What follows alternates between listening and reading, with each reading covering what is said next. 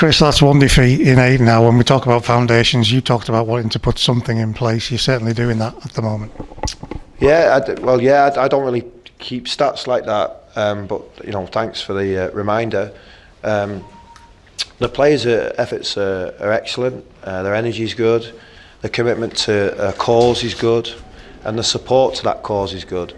As we try and break down previous barriers and make sure we move forwards. I know we've broken records on clean sheets or back-to-back clean sheets, or 3 it was, I can't remember what it was, at home, or winning back-to-back games, or a good result away in the league and stuff like that. The small sort of how can I put it, markers to break down, and it's good that we've done it. But I want more for the lads, and the only way they're going to get that is for their efforts to get wins. I know you speak week after week at the moment about the frustration that we're not taking it to the next level of 3 points, but there are so many good signs. Oh yeah, and I'm pleased for everybody concerned with Carlisle that we can have structure and move forwards.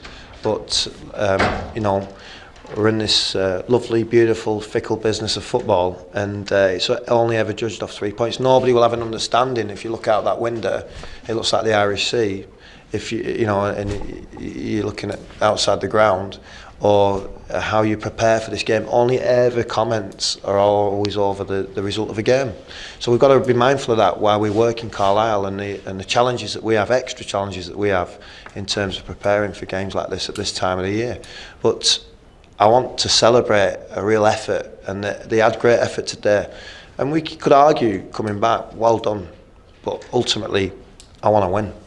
That's character, isn't it? Because it was 2 goals. You've spoken already to the radio about the fact that you feel they were avoidable goals, but we go 2 behind, and we still feel, everybody, that there's something there. Absolutely. Bar the odd breakaway, my neck was looking right for 45 minutes. So that's a sign of my, just simple things like that, judgments. Obviously, because you're attacking so much on an odd diagonal pass, it means Byron might have to run 50, 60 yards to cover the ground and get the ball back to Coles. But ultimately, bar a couple of unforced errors, there wasn't really much going on in our half. So I was really confident of winning, even though we were 2-0 down, 2-1 at half time. Coming back strong. We scored a great second goal. Really good. But I'd have to look at the stats, but we started piling pressure, more corners, more wide free kick, passing into play. Obviously made substitutes to support us trying to win the match, but we just couldn't quite do it. But it's always going to be difficult if you even if you're running a 100-metre race and you decide to start 20 metres behind the front, the start line, you're going to have to run very fast to get your gold medal. And we didn't run fast enough today on the fact that we gave ourselves a disadvantage. You've spoken about that disadvantage that we gave ourselves, and you're quite critical about the defending, but is the weather have played any part in that at all? Because that's certainly what we were talking about at half time. Yeah, maybe, but I'd like to, maybe something for you to do on Monday, Andy. I don't know if more goals are scored against the wind or with it. It's swirly as well, isn't it? It's not just like definitely blowing one direction. And halfway through the first half, I remember thinking at 2-0, it got even stronger for a period. But I was so pleased that the players applied themselves correctly, because it's hard. The crowd start grumbling. It's easy to jump on and critique and criticise. So in terms of having some character and some resolute behaviour, the players represented that. And what I want from that representation for them is to say, well done, but for them to then celebrate 3 points. And we're very close, and like you say, we're hard to beat. Even if we give ourselves a disadvantage, we're still hard to beat. But I want us to win.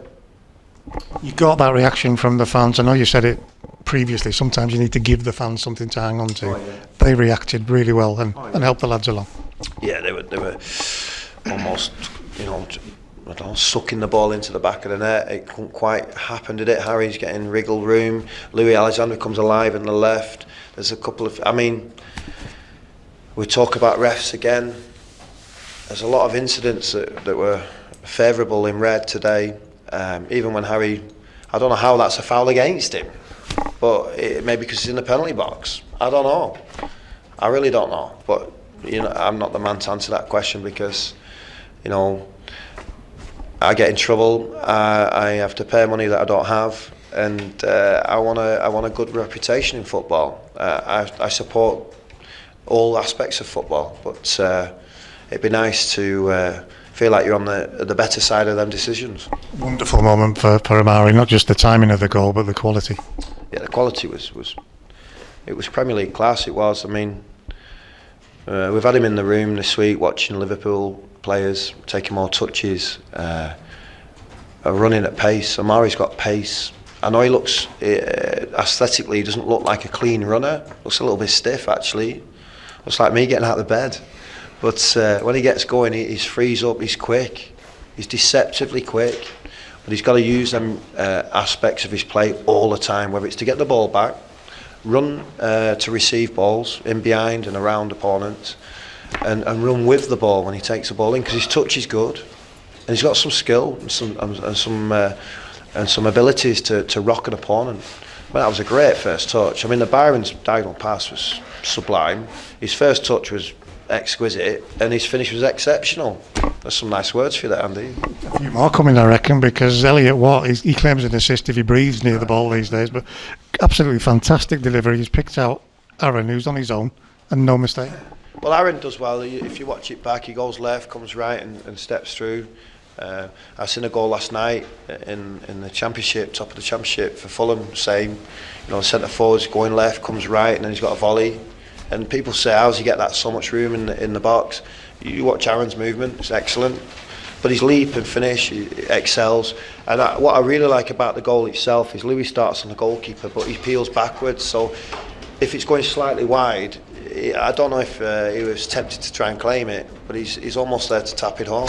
So that's really good from a team perspective as a set play. But I want things like that celebrating because I've won a game. With Thomas limping off just after the break, you think, oh, here we go, because Callum and his situation, Harry recently. What's the prognosis at the minute? I'm not too sure. I've not spoke to Nathan. He had a couple of ricochets and rumbles, didn't he, with Cranston in the first half. He got the better of him at times. At times, the ball spilled out in their favour. He was taking pot shots because that's what he does. He's got excellent quality. He's been excellent, hasn't he, for 18, 19 games. I think he's got 7 goals and 4 assists, something like that, in that time that I've been here. So I can only credit Nathan Thomas. And I'm not too sure. I'll have to speak to Dolly and see where we are with it. Last one from me, boss. What's the sense of frustration like in the dressing room? Because these lads know they should be winning games at the moment. Well, yeah, but I think we've got to take stock from the end of November to where we sit today and have an understanding of that gap that we've created. There's been a couple of changes in staff. Nathan Rooney was here, and Craig was here. There's been a development of an analysis department that started. There's been a massive change around in players in turnover in January. There's been challenges with training ground facilities. There's been all them games over Christmas. There's been a lot of things going on where the players and myself and the supportive staff have worked very hard to make sure Carlisle are moving in the right direction. So we've got to continue that because it needs to be celebrated correctly, and the only way they'll ever get that, whether rightly or wrongly they deserve it, is getting 3 points. At the moment we deserve the 3 points but aren't getting them. So let's keep going because we don't know where it'll go.